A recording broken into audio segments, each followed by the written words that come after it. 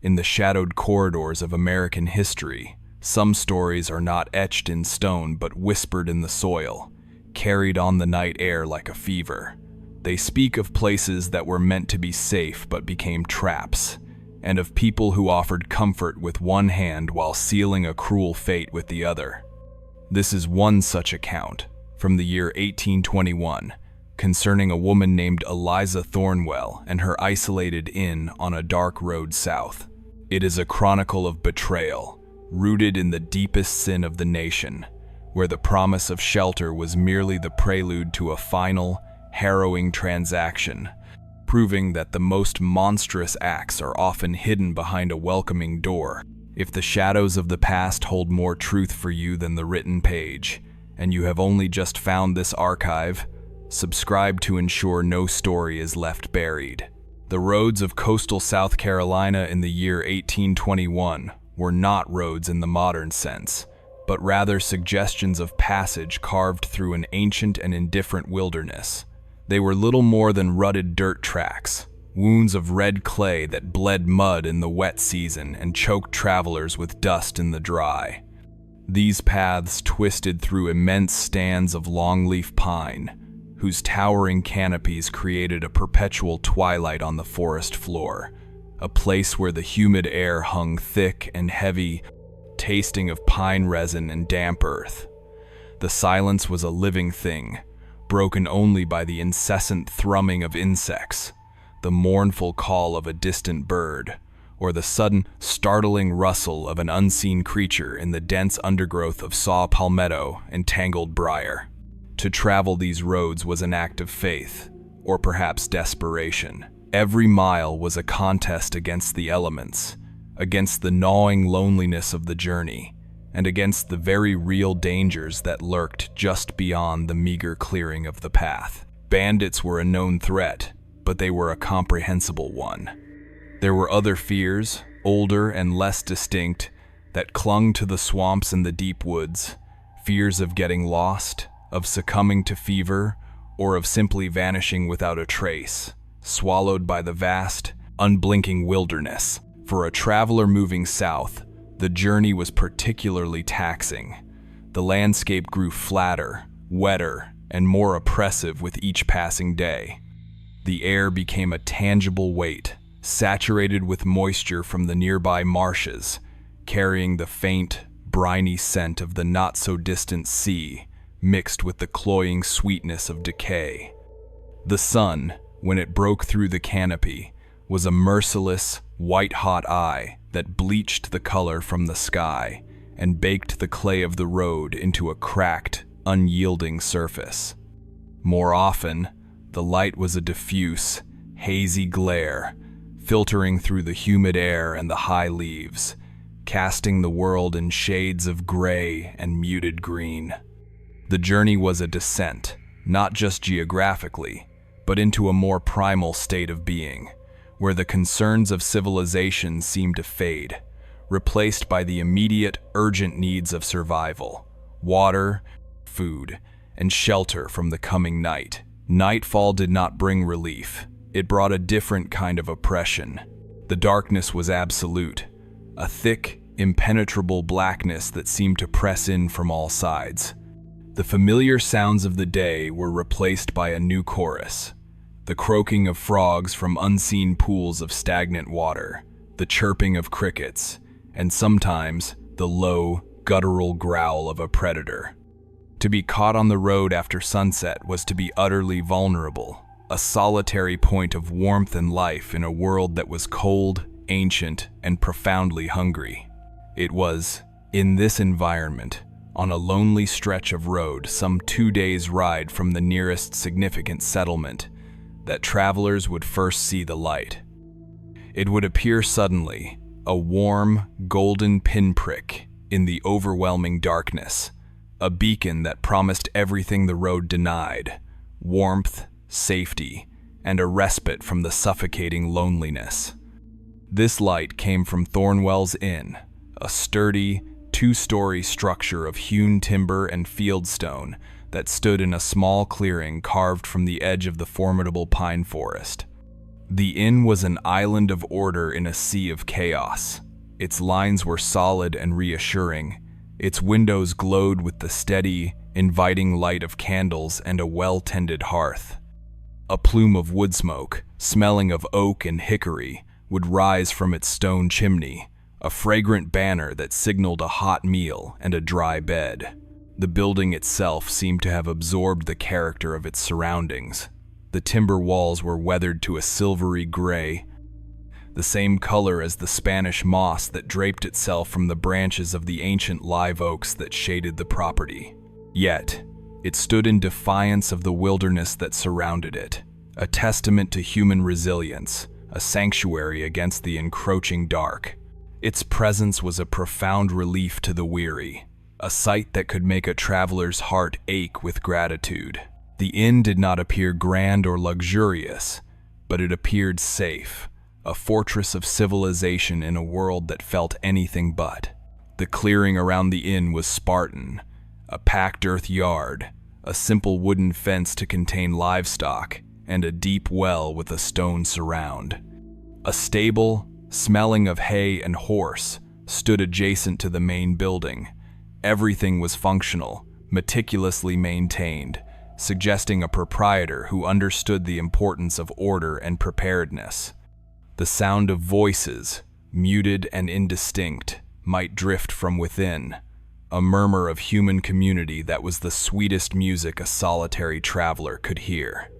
The very air seemed different here, less heavy with the menace of the swamp, and more with the comforting aromas of roasting meat, baking bread, and brewed ale. To step across the threshold of Thornwell's Inn was to leave the oppressive wilderness behind.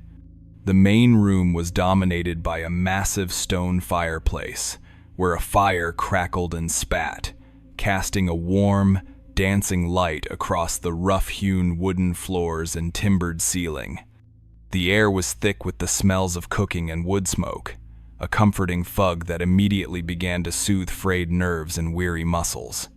Simple, sturdy tables and chairs were scattered across the room, their surfaces worn smooth by the hands and elbows of countless travelers before.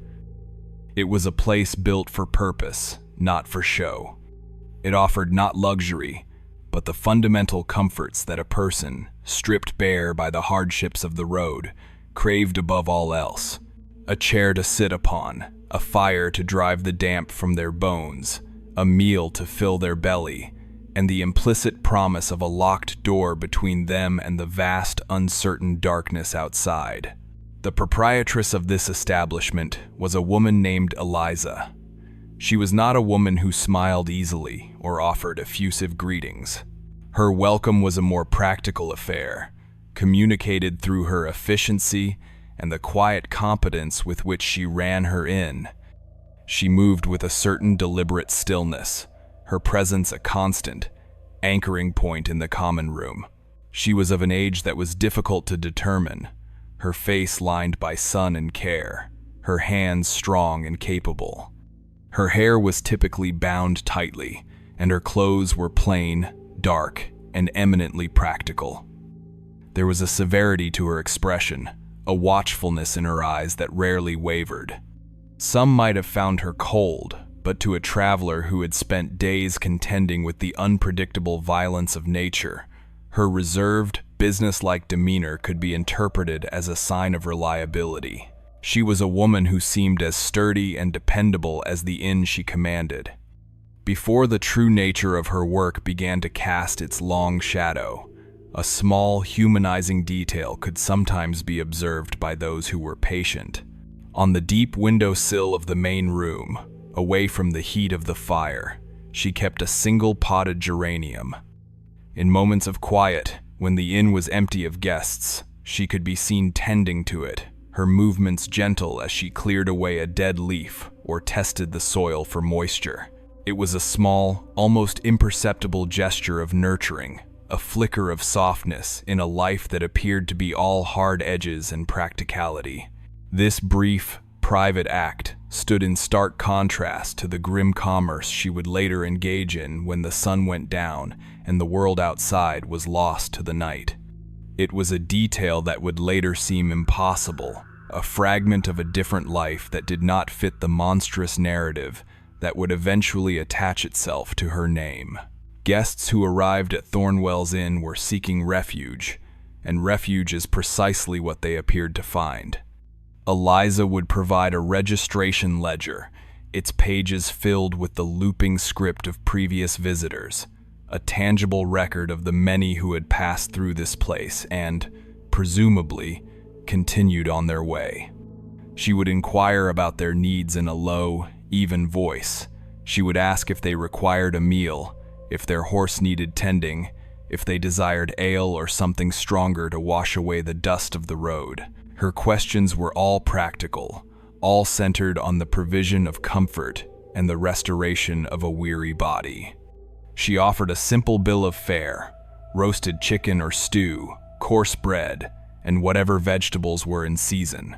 The food was hearty and filling, served without ceremony on plain earthenware plates.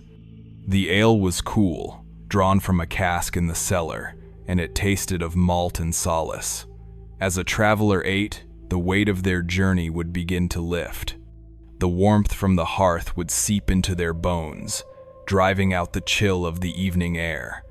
The food would quell the gnawing hunger that had been their constant companion. The low light and the quiet murmur of the room would lull them into a state of profound relaxation. Here, under Eliza's watchful eye, the world felt orderly and safe. The anxieties of the road, the fear of the unknown that haunted every step of their journey, began to recede. The inn felt like a bubble of security, a place where the rules of the civilized world, however distant, still applied. The promise of rest was fulfilled in the small, Spartan rooms upstairs. Each contained a simple rope bed with a straw-stuffed mattress, a small table, a wash basin, and a pitcher of water. The windows were small, covered with wooden shutters that could be latched from the inside, sealing the room against the night. The floors were bare wood, swept clean, and the air smelled of old timber and lye soap. There was nothing in these rooms to suggest anything other than simple, honest lodging. After a long day of travel, the prospect of such a bed was more inviting than any luxury. The straw mattress might be lumpy, the blanket coarse, but it was a horizontal surface in a warm, dry room behind a closed door. To a traveler who had considered sleeping with a pistol in his hand by the side of a lonely road, it was paradise. Eliza would provide a candle, its flame a small, brave companion in the dark. She would inform her guests of the time breakfast was served, and then she would leave them to their repose. The final act of the evening for any guest was to slide the heavy iron bolt on their door, a satisfyingly solid sound that echoed the feeling of security the entire inn was designed to project. With the bolt thrown, the shutters latched, and the candle extinguished, the traveler would surrender to sleep, wrapped in the comforting illusion that they had found a safe harbor. They would drift off to the gentle, rhythmic sounds of the inn settling, the groaning of the timbers, the distant crackle of the dying fire downstairs, and the profound, deep silence of the surrounding wilderness. But the safety was a carefully constructed facade. The very things that made the inn feel like a sanctuary, its isolation, its sturdy construction, its proprietor's silent watchfulness, were the very elements that made it a perfect trap. The deep woods that surrounded the clearing were not just a barrier against the outside world. They were an accomplice, a vast, silent witness that swallowed sounds and concealed movements. The sturdy, bolted doors did not just keep danger out, they kept the guests in, contained and accounted for. And the innkeeper, the quiet, efficient woman who tended to her geranium, was not a guardian. She was a warden, a silent partner in a trade that dealt not in goods or services, but in human lives. The price guests paid for stopping at her inn was far greater than the few coins they left on the table for their room and board. For some, the price was everything. And as they slept, lost in dreams of the road ahead, the true business of Thornwell's Inn was about to begin. conducted in the dead of night, far from any prying eyes, with partners whose arrival was as silent and menacing as the encroaching fog that often rose from the nearby swamps. The place of comfort was about to transform, revealing its true nature as a place of whispered fear and final, irreversible betrayal. The reputation of a person, like the moss on an old stone, grows slowly, accumulating in thin, almost invisible layers over the years. So it was with Eliza Thornwell.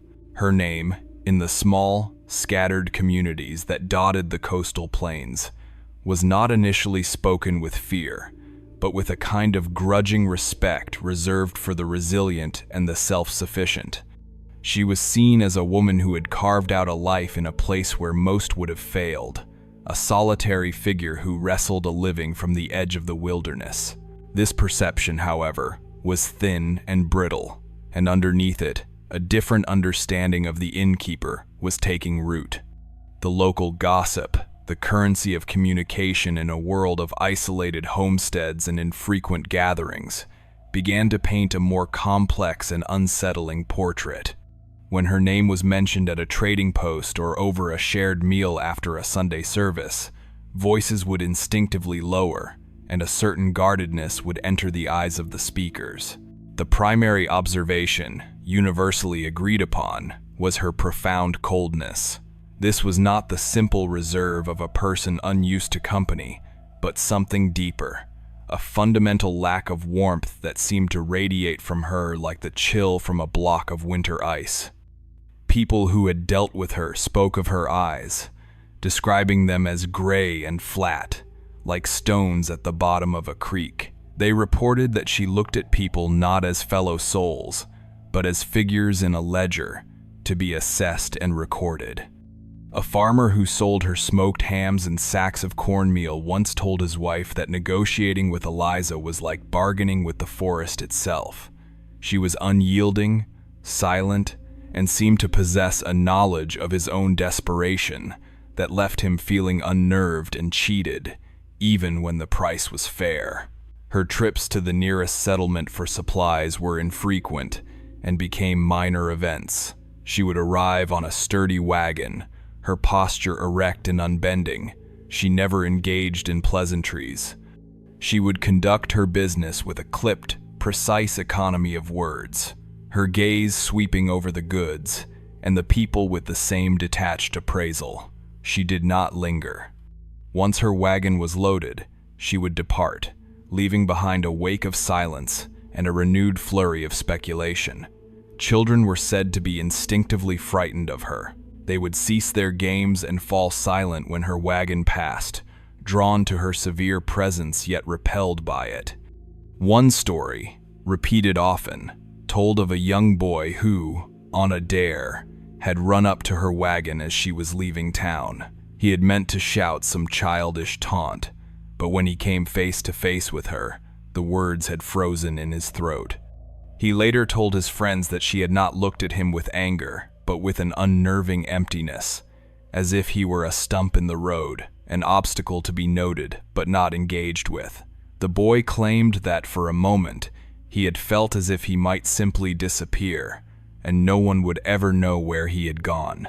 This ambient unease began to curdle into something more specific, as stories of strange disappearances became entwined with the name of her inn. The roads were, by their nature, perilous. Travelers vanished for a host of reasons, succumbing to sickness, accident, or foul play at the hands of common bandits. It was an accepted risk of the journey. Yet, over time, a subtle pattern began to emerge, a common thread in several of these troubling stories. A letter would arrive in a northern city, sent from a traveler heading south, mentioning their intention to stay at a place called Thornwell's Inn, a welcome sight after days on the road. It would be the last word ever heard from them. A businessman from Charleston, known to be carrying a significant sum of money, was traced by his anxious partners as far as the stretch of road that led past Eliza's establishment. Then, the trail went cold. These were isolated incidents at first, easily dismissed, but the whispers collected, like rainwater in a cistern, until their collective weight could no longer be ignored. The most disturbing accounts came from those who sought refuge not from the road, but from the brutal institution that defined the Southern economy. Enslaved people who made the desperate choice to flee their bondage followed networks of rumor and secret knowledge, paths to freedom that were as treacherous as the swamps they navigated. In this secret geography of hope and fear, a safe house was a sacred place, a beacon of unimaginable value. For a time, it was rumored that Thornwell's Inn might be such a place. Its very isolation, its position as the last point of civilization before a vast expanse of wilderness, made it a logical place to seek aid. A few stories circulated in hushed tones among the enslaved and the free black communities, tales of runaways who had stopped at the inn and been given food and directions before vanishing into the forests to the north. But these stories soon died out, replaced by darker warnings. The inn, the new whispers insisted, was a place to be avoided at all costs. It was spoken of as a dead end, a false light. The warnings were vague but potent. They said the innkeeper's heart was closed. They said the safety she offered was a lie. They said that those who entered her door seeking freedom found only a new and more terrible form of captivity. The inn, once a symbol of potential hope on this underground map, became a place marked with danger, a location to be circled and given a wide berth. Its name, a byword for betrayal. Compounding these fears were the sightings of the men who visited her. They were not typical travelers. They rode in small groups of 2 or 3, on horses that were lean and strong, bred for pursuit. The men themselves were hard-faced and weathered, their eyes constantly scanning their surroundings with a predator's vigilance. They carried long rifles and had pistols tucked into their belts. They were bounty hunters, men who made their living from the capture and return of escaped slaves, a profession that placed them on the lowest rungs of the social ladder, feared and despised even by those who approved of the system they upheld. These men were known as slave catchers, and their presence was always a harbinger of violence and misery. They did not stop at Thornwell's Inn as weary travelers seeking rest. Their visits were different, more purposeful. They were often seen arriving late at night, their horses moving without lamps, appearing out of the darkness like phantoms. On a few occasions, a traveler staying at the inn reported waking to the sound of hushed, urgent voices from the yard below, or the muffled stamp of horses being led from the stable in the dead of night. Anyone who dared to peek through a shuttered window would see Eliza in the faint moonlight, speaking with these men. No money was ever seen to exchange hands, but the encounters had the distinct air of a transaction. A low conversation, a nod of agreement, and then the men would mount their horses and melt back into the pine forest, as silently as they had arrived. The candlelit parlor of the inn was the heart of this growing mystery. From the outside, it was the picture of rustic warmth, the glow from its windows a welcoming beacon.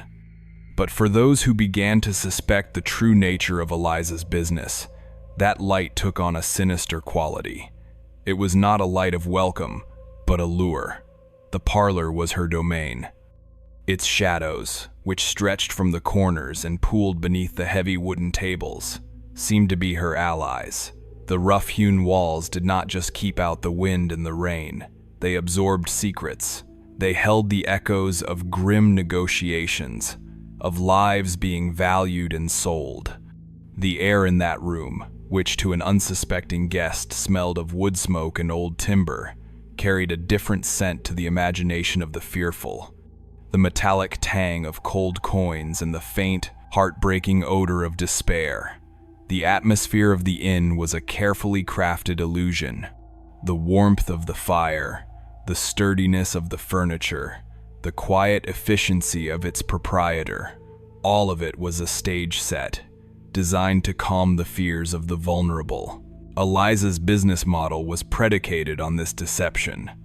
She understood that a person fleeing, whether from the law, from a cruel master, or simply from a life of hardship, was desperate for a moment of peace, a place to let down their guard. She provided that place, and in that moment of vulnerability, when a guest had eaten her food and felt the warmth of her fire, when they had retired to their room believing themselves safe, she would make her move. Her coldness was not a personality flaw, it was a professional requirement. To do what she did required a heart that was not just closed, but barricaded against any intrusion of empathy or human feeling. She was not simply a harsh woman. The whispers were beginning to confirm a more terrifying truth. She was a collaborator in a system of profound cruelty, a vendor of human flesh who used the promise of sanctuary as her bait. The whispers were no longer just about her personality. They were whispers of tangible crimes, of specific betrayals. They were piecing together a narrative of a woman who had turned her isolated refuge into a highly efficient and profitable clearinghouse for human misery, a place where the path to freedom came to a sudden, brutal, and final end. The stage was set for these whispers to give way to terrifying proof, for the shadows in her parlor to finally reveal what they had been hiding. The grim mechanics of Eliza Thornwell's operation were a study in calculated betrayal, a system that preyed upon the most fundamental human need for safety. It was a business that required a keen understanding of desperation and an absolute absence of conscience. Her clientele was varied, but they shared a common vulnerability. There were the legitimate travelers, merchants, and families moving south, individuals who saw her inn as nothing more than a necessary stop on a long journey. Then there were the others, those who moved in the shadows, for whom the inn was meant to be a clandestine sanctuary. Both groups, in their own way, were delivered into a carefully prepared trap. The trust they placed in her, the simple act of accepting her hospitality, was the first step in their undoing. For them, the welcoming light of the inn was not a beacon of hope, but the patient, watchful eye of a predator. Consider the case of a family, a father, mother, and two small children, making their way to a new life in the burgeoning towns of the Georgia frontier. They would have traveled for weeks, their wagon laden with all their worldly possessions, their bodies and spirits worn thin by the relentless hardships of the road. Upon arriving at Thornwell's Inn, the relief would have been palpable, almost overwhelming. The sight of the solid timber walls, the smell of wood smoke, the promise of a hot meal and a soft bed would have felt like a divine intervention. Eliza would have greeted them with her usual stoic efficiency, her presence more reassuring than alarming. She would have provided them with food, her movements economical and precise as she served them a simple, hearty stew. The father, seeing his children eat a proper meal for the first time in days, would have felt a profound sense of gratitude. He might have tried to engage Eliza in conversation, sharing details of his journey and his hopes for the future, seeking a small measure of human connection after so long in isolation. She would have listened with her characteristic stillness, her gray eyes offering no judgment and no warmth, merely absorbing the information. She would learn of their destination, of the money they carried to purchase land, of the fact that they were alone, with no one expecting them for at least another week. Every detail, offered in innocence, was a piece of intelligence she would file away. Later, after the family had retired to their rooms upstairs, reassured by the solid bolt on the door and the quiet of the inn, Eliza's work would begin. She would wait until the deepest point of the night, that moment around 2 a.m. when sleep is at its heaviest and the world outside is utterly still. She would move without a lamp, her familiarity with the layout of her inn absolute. The creak of a floorboard, the groan of a timber, sounds that might have been dismissed by a sleeping guest as the natural settling of the house, were for her a map of her domain. She would go not to the family's room, but to a small, hidden chamber in the cellar, its entrance concealed behind a stack of empty ale casks. There, she would meet with men who had arrived as silently as the night fog. These were not the slave catchers, but a different breed of opportunist, common highwaymen, bandits, who made their living on the road. Her deal with them was simple. She provided them with information and access. They provided her with a share of the profits. She would tell them which room the family occupied, how many of them there were, and where the father was likely to keep his money belt. She would also provide them with the key, making the stout lock on the door utterly useless. The ensuing horror would unfold with brutal efficiency. The family, awakened from a deep sleep, not by a loud crash, but by the quiet click of a key in the lock, would find themselves helpless. The crime would be swift, vicious, and silent, and by morning, there would be no sign of them. Their wagon would be gone, their horses led away. The rooms they had occupied would be stripped and cleaned, the ledger on the front desk showing no record of their stay.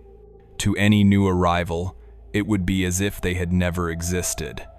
Eliza Thornwell would go about her morning chores, her expression as impassive as ever, the only evidence of the night's transaction being a small, heavy pouch of coins hidden deep within her personal effects. Even more sinister, however, was her trade with the slave catchers, for this was not a crime of opportunity, but a systematic enterprise built on the betrayal of those who were most desperate. The enslaved fugitives who sought her out did so at the end of their strength, having navigated miles of unforgiving swamp and forest, their bodies torn by briars, their minds taut with the constant fear of discovery. They had been guided by whispers, by a secret network that, for a time, had mistakenly identified her inn as a safe haven. They would arrive under the cover of darkness, often a single man or a small family, their faces etched with a mixture of terror and hope. They would not approach the front door, but would wait in the shadows of the tree line, hoping for a sign. Eliza, ever watchful, would have anticipated their arrival. She would appear at the back door, a shrouded lantern in her hand, its light kept low. She would speak to them in hushed tones, her voice a low murmur that did not carry. She would not offer effusive words of comfort or promises of freedom. Instead, her approach was practical, businesslike, which to a fugitive wary of false sentiment might have seemed more trustworthy. She would tell them they were in danger, that the woods were being patrolled. She would offer them immediate shelter, a place to hide until the immediate threat had passed. She would lead them not into the main inn, but to a secluded outbuilding, a small, windowless smokehouse, or a locked room in the back of the stable. It would be presented as a temporary measure, a secure location where they could remain unseen. She would provide them with a little water and a piece of bread, a small gesture of humanity that was part of the larger deception. She would tell them to remain absolutely silent and to wait for her signal. The fugitives, exhausted and with no other options, would agree. They would huddle together in the darkness, their hearts pounding with a renewed sense of hope, believing they had finally found an ally, a place of genuine sanctuary. The lock that clicked shut was, in their minds, for their protection. But the signal Eliza had promised would never come. Instead, a few hours later, the door would be thrown open to reveal not her face, but the grim, bearded visages of the slave catchers. The moment of realization for the fugitives would be a silent, soul-crushing explosion of despair. The hope that had sustained them through their arduous journey would be extinguished in an instant, replaced by the sickening certainty of their betrayal. The bounty hunters would work quickly and quietly, binding their captives with ropes, their movements practiced and devoid of emotion. No words were needed. The transaction had already been arranged. Eliza would observe from a distance, a still, dark figure against the backdrop of the inn, her face unreadable in the gloom. The payment for her services was not always in coin. Sometimes it was a share of the bounty, delivered at a later date. Other times, it was in goods, or in the assurance that the slave patrols would overlook any other questionable activities at her inn. The handover itself was a swift and brutal affair. The captives would be gagged to prevent them from crying out, and led away into the misty darkness of the pine forest. Their journey, which had been a flight toward freedom, was now a forced march back into the hell of bondage, a fate made all the more bitter by the taste of false hope they had been so cruelly fed. The midnight horsemen would depart, their forms swallowed by the mist and the trees, leaving behind nothing but the scuffed earth and a profound, echoing silence. The betrayal was complete. Eliza Thornwell would return to the quiet of her inn, her ledger of secrets now containing a few more entries, her profit secured, her role as a merchant of human misery reaffirmed in the chilling stillness of the Carolina night. The search for concrete proof of Eliza Thornwell's crimes is a journey into the frustrating ambiguity of the historical record, a place where the stark lines of fact blur into the hazy landscapes of folklore. The official documents of the era, the ledgers and court records that were meant to create an objective account of the world, offer only fleeting, tantalizing glimpses of the woman and her infamous inn. Sifting through the archives of the county courthouse, one finds her name inscribed in the brittle, foxed pages of property deeds and tax rolls. The ink, once a bold, definitive black, has faded over the decades to a ghostly brown, the color of dried blood. These records confirm her existence with a stark, emotionless clarity. They list one Eliza Thornwell as the sole proprietor of a tract of land measuring 47 acres, upon which sat a public house or inn. The deeds meticulously outline the boundaries of her property, referencing ancient oak trees and meandering creeks that have long since vanished from the landscape. The tax rolls offer a skeletal inventory of her worth, the value of the land, the main structure, a stable, 2 horses, a milk cow, and a handful of other sundry items. These documents establish her as a woman of modest but real substance, a landowner and a business operator, in a time when such roles for a woman alone were uncommon. They ground her in the tangible world of commerce and law, yet they are profoundly silent on the nature of her business. They record the container, the inn itself, but offer no clue as to the horrific contents of her dealings. The ledgers speak of acres and dollars, not of betrayal and bodies.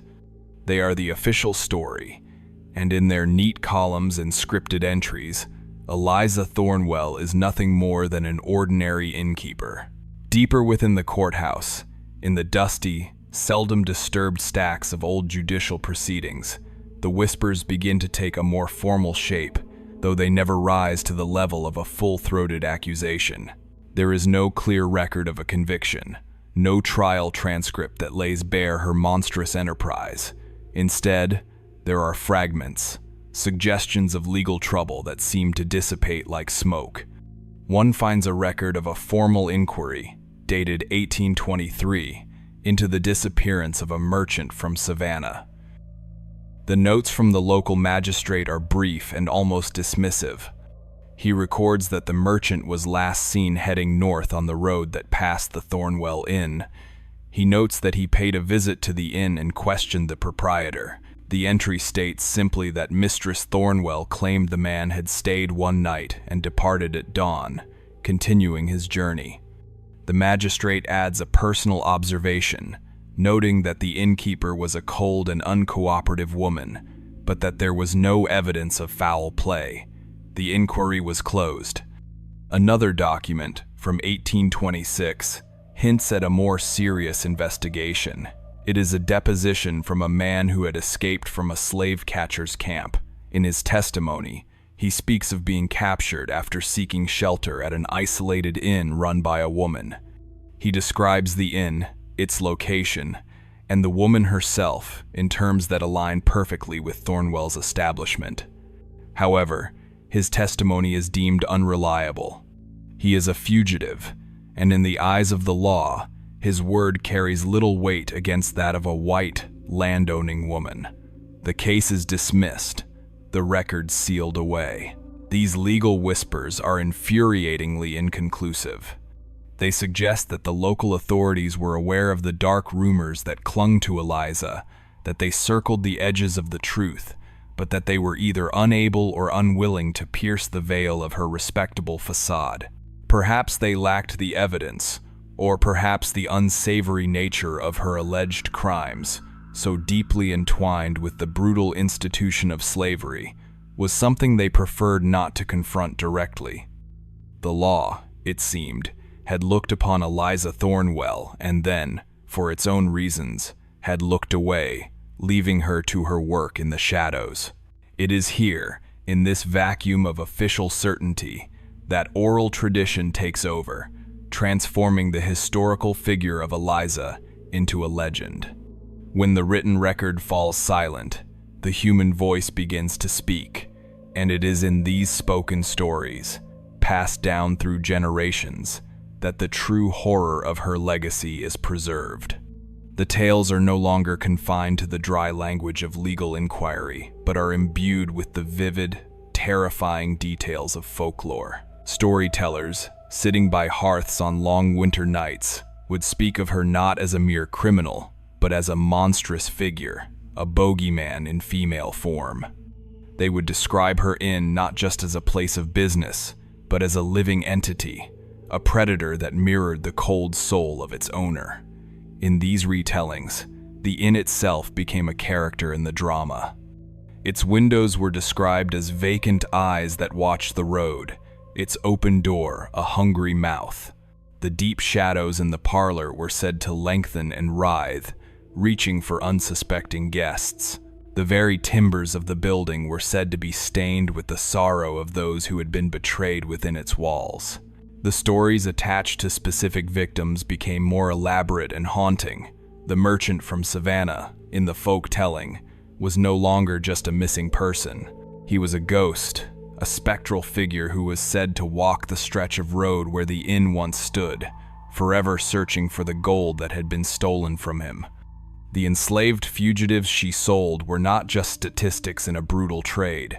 They became named individuals in the stories, each with a family, a history, and a desperate dream of freedom. One popular and particularly heartbreaking tale spoke of a young woman named Sarah, who was fleeing to the north to reunite with her husband, a free man who had purchased his own liberty and was waiting for her. The story recounts how she arrived at the inn, carrying a small, carved wooden bird, a gift from her husband that was her most prized possession. She trusted Eliza, accepted her offer of shelter, and was subsequently handed over to the slave catchers. The legend says that as they dragged her away, she dropped the small bird into the dust of the yard. For generations afterward, people claimed that on moonless nights, you could hear the sound of a woman weeping in the woods near the old inn's location, and that sometimes a traveler might find a small, exquisitely carved wooden bird lying in the middle of the road, a tangible echo of a long-ago betrayal. These stories, embellished and shaped by countless retellings, served a purpose that the official records could not. They provided a moral clarity, a definitive judgment that the courts had failed to deliver. In the folklore of the region, Eliza Thornwell was not just suspected of monstrous acts. She was unequivocally guilty, condemned not by a jury of her peers, but by the collective memory of the community. Her name became a cautionary tale, a lesson to children about the dangers of trusting strangers, and a powerful symbol of the evil that could lurk behind a placid and respectable exterior. The question of whether she was truly guilty or merely a victim of communal fear was answered decisively in these tales. The historical record might be ambivalent, but the folklore was certain. It took the scattered evidence, the whispers, and the disappearances, and wove them into a coherent and terrifying narrative, ensuring that even if the law forgot Eliza Thornwell, the people of the region never would. Her legend became the truth, a more potent and enduring reality than any faded entry in a courthouse ledger. The legacy of a person is not always found in what they build, but in the nature of the ruins they leave behind. After Eliza Thornwell's death, the date and circumstances of which are lost to the sparse historical record, her inn did not pass to an heir or find a new proprietor. It was simply abandoned, left to the slow, inexorable reclamation of the wilderness.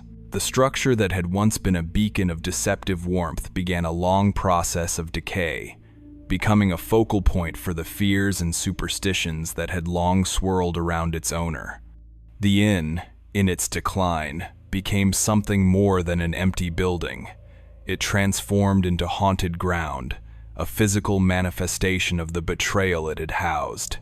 For years, the road that passed it was a place. Travelers hurried along, casting nervous glances at the sagging roofline and the dark, vacant windows. No one would willingly stop there after dark. The clearing, once meticulously maintained, became choked with weeds and saw palmetto. The sturdy timber walls, weathered to a skeletal gray, began to rot and collapse, surrendering to the relentless assault of humidity, insects, and time. The local community, which had once whispered about the living innkeeper, now spoke of the dead inn, treating it as a place of profound and active malevolence. The inn became a vessel for the region's darkest stories, a stage upon which the ghosts of Eliza's alleged victims were said to play out their final, tragic moments. The tales of guests who vanished, once spoken of as contemporary events, evolved into classic ghost stories, each more chilling than the last. It was said that on the anniversary of the Savannah merchant's disappearance, a faint, flickering light could be seen in one of the upstairs windows, the ghost of the murdered man still burning his single candle, forever waiting for a dawn that would never come. Other stories spoke of sounds emanating from the decaying structure on still, moonless nights. Travelers who were forced to camp nearby reported hearing the faint, unmistakable sound of a woman weeping, a sorrowful, disembodied lament that seemed to rise from the very soil. Others claimed to have heard the muffled stamp of horses and the low, urgent murmur of men's voices, the spectral echoes of a long-ago transaction, replaying themselves in the dead of night. The most terrifying of these auditory legends was the sound of a scream, a single, sharp cry of despair that was said to pierce the silence, a sound that was always followed by an unnatural and absolute stillness. These stories served to isolate the property further, creating a cordon of fear around it that was more effective than any physical fence. The inn was no longer just a place on a map. It was a wound on the landscape, a site of trauma that refused to heal. As the physical structure of the inn crumbled, eventually collapsing into a heap of rotting timbers and scattered fieldstones, the legend of its owner only grew stronger. Eliza Thornwell's name became detached from the historical woman and transformed into a powerful regional shorthand for betrayal. To call someone a Thornwell was to levy the ultimate accusation of treachery. It was an insult used to describe a person who was two-faced, a false friend who offered comfort while hiding a knife. A business partner who cheated his associate was a Thornwell. A neighbor who repeated a confidence was a Thornwell. The name itself became a curse, a verbal talisman of deceit. Parents would use her story to frighten their children into obedience, telling them that if they lied, the ghost of Eliza Thornwell would come for them in the night, her spirit drawn to the scent of dishonesty. Her name was invoked to explain the unexplainable. If a traveler went missing on that stretch of road, even decades after her death, the old folks would nod knowingly and say her ghost had claimed another one. She had become a fixture in the local mythology, a permanent resident of the collective imagination, her evil having outlived her body and her works. The site where the inn once stood remained a place of notoriety long after the last of its timbers had turned to dust. All that was left was the stone foundation of the chimney and a slight depression in the earth where the cellar had been, a shallow, rectangular grave now overgrown with vines and creepers. This ruined foundation became the final, enduring anchor for her legacy. It was a place children dared each other to approach, a destination for ill-advised midnight excursions. To stand within the faint outline of the old inn was said to bring a profound and unsettling chill, even on the hottest summer day. People claimed the air was different there, heavy and still, and that the birds in the surrounding trees fell silent. Some who were brave or foolish enough to touch the old foundation stones reported a strange, lingering coldness that seemed to seep into their fingertips. The place was treated like a pagan altar, a site of ancient and unforgivable transgressions. Folk remedies and superstitions grew up around it. It was said that a woman who wished to curse an unfaithful lover could do so by taking a handful of dirt from the inn's foundation and sprinkling it across his doorstep. It was believed that planting a garden near the site would yield only blighted, bitter fruit. The ruined foundation was more than just an archaeological remnant. It was a memorial, a permanent scar that served as a constant reminder of the woman who had embodied the ultimate treachery. Her legacy was not written in books, but in the fear that kept people away from a patch of overgrown land, in the ghost stories told to wide-eyed children, and in a name that had become synonymous with the coldest form of human betrayal.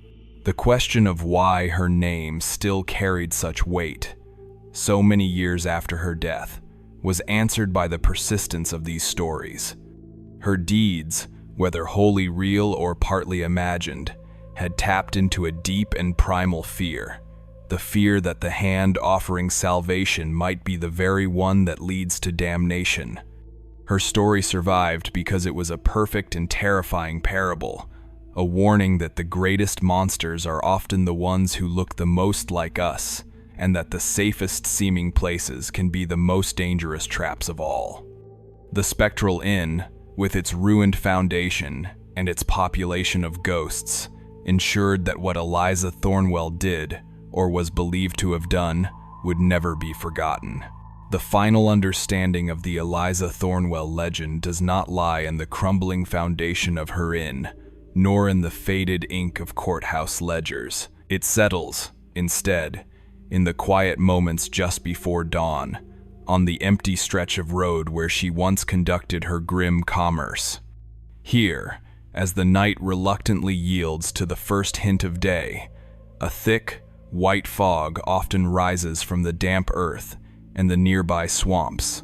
It is a fog born of the coastal plain, a spectral presence that moves with a slow, deliberate grace, blanketing the landscape in a soft, impenetrable silence. It swallows the towering pines, reducing them to indistinct, charcoal gray smudges against a slightly less gray sky. It clings to the rutted clay of the road, muffling all sound, creating a world that feels both intimate and profoundly isolated. To stand in this fog is to feel suspended in time, caught between the darkness of the past and the uncertain light of the future. It is in this ethereal atmosphere that the story of Eliza Thornwell transcends the specifics of her alleged crimes and resolves into a more profound and disturbing meaning. Her legend is not, at its core, about a single evil woman. It is about the nature of fear in an age of profound uncertainty, and the terrifying realization that the greatest dangers do not always announce themselves with a roar, but often with a welcoming smile and the promise of a safe place to rest.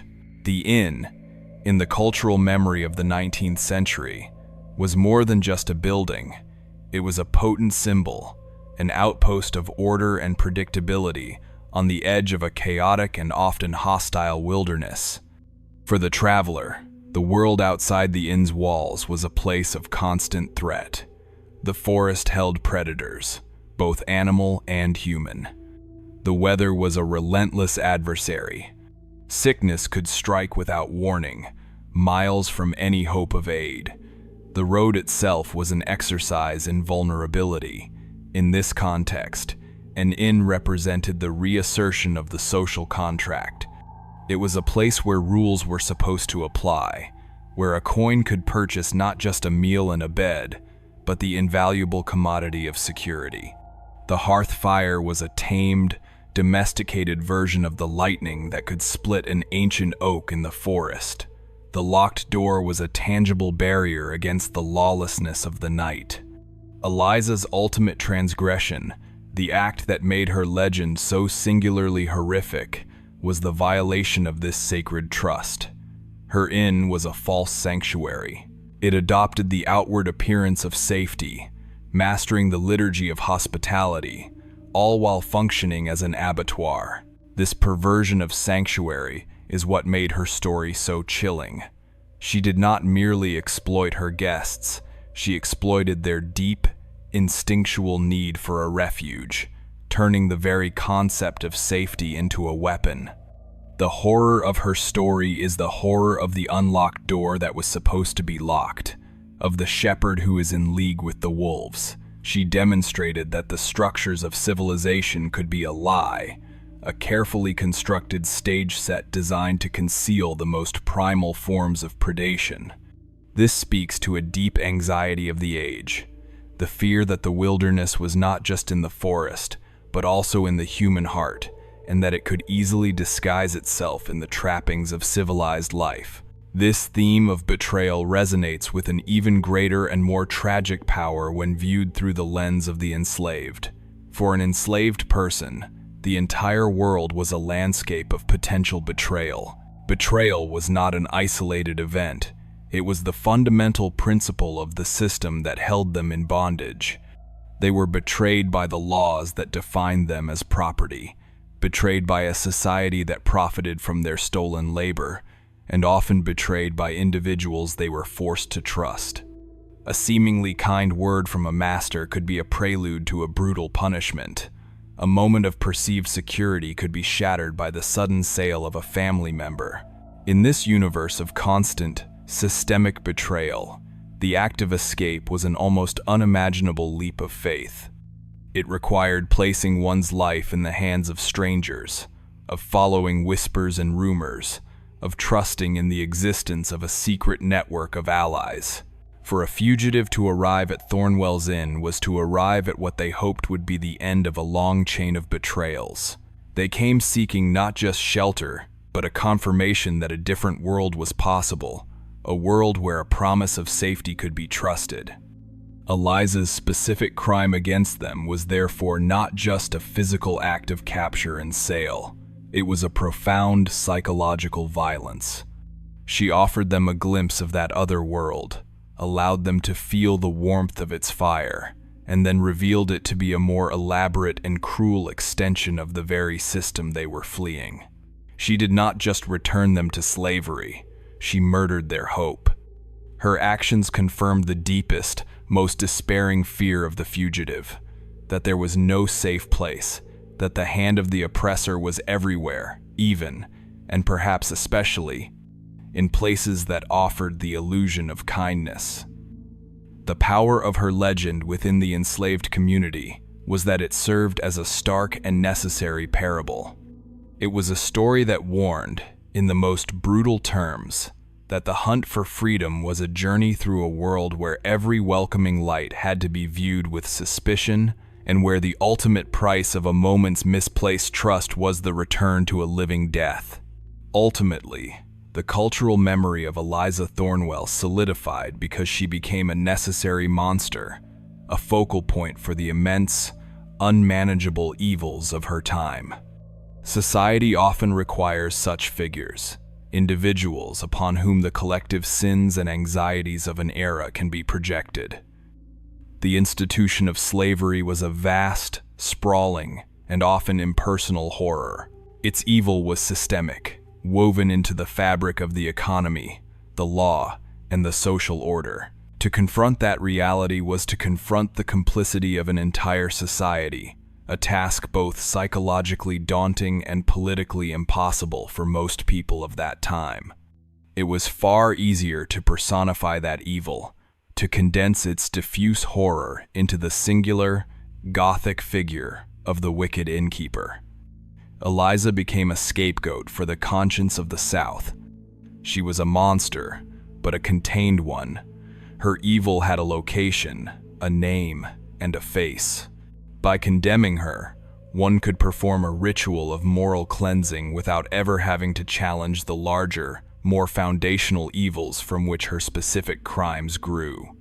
She was a perfect villain, embodying the venal cruelty of the slave trade, in a form that was both terrifying and, crucially, separable from the respectable slave-owning society that created the market for her services. She was a monster, yes, but was she the only one? Or was she merely a particularly gruesome manifestation of a monstrous society? The true horror of her story is not that a woman like her could exist, but that the world she lived in created the conditions for her to thrive.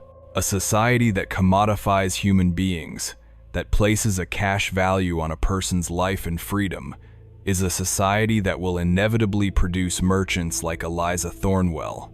She was a predator who flourished in a predator's ecosystem. The question of whether she was the monster or if her society was the true monster is, in the end, a false choice. She was a monster born of a monstrous system, a perfect and terrifying symbiosis of individual cruelty and collective sin. As the sun finally climbs above the pines, the fog begins to dissipate. It does not vanish all at once, but thins into silver wisps, surrendering the landscape back to the world of solid forms and sharp edges. The road emerges, a ribbon of red clay winding into the distance. The trees regain their color and their substance. The air grows warmer, filled with the familiar sounds of the waking day. The spectral world of the dawn recedes, and the place where the inn once stood becomes, once again, just an empty patch of ground on the side of a lonely road. The woman is gone. Her inn has been erased. The institution that fueled her trade has been dismantled, but the haunting lingers. It lingers not as the sound of ghostly weeping or the flicker of a phantom candle, but as a persistent, unsettling question. It is a question about the price of safety, the nature of trust, and the darkness that can hide within the most ordinary of places and people. The story of Eliza Thornwell endures because it reminds us that the line between sanctuary and trap is sometimes invisible, and that the deepest betrayals are reserved for those who are most in need of shelter. The fog lifts, but the shadow remains. The record on Eliza Thornwell is complete, and your presence through its final page is a testament to the importance of remembering. If you have just found our channel, subscribe to the Blaspheme Archive so you are here when the next file is unsealed, and tell us in the comments how this story spoke to you.